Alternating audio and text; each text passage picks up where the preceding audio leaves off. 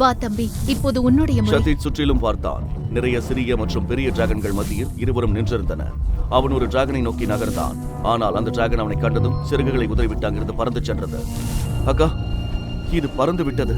பிரியங்கா தனது டிராகன் மீது அமர்ந்தபடி சதீஷை பார்த்தாள். டிராகன் பறந்து சென்றதை கண்டதும் அவள் சிரிக்க ஆரம்பித்தாள். சதீஷ், அந்த பெண்ணை கவனிப்பதை நிறுத்து. நீ மிகவும் திறமைசாலி. உன்னுடைய திறமைக்கு ஏற்ப நிச்சயம் ஒரு டிராகன் உனக்கு கிடைக்கும்.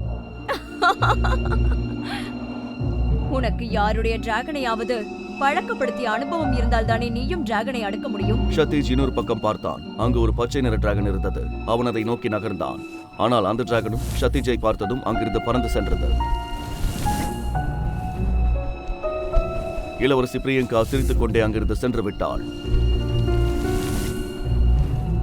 சதீஷ் எந்த டிராகனை நோக்கி சென்றாலும் அந்த டிராகன்கள் ஓடிவிடுகின்றன. இப்படியே நாள் முழுதும் கடந்தது.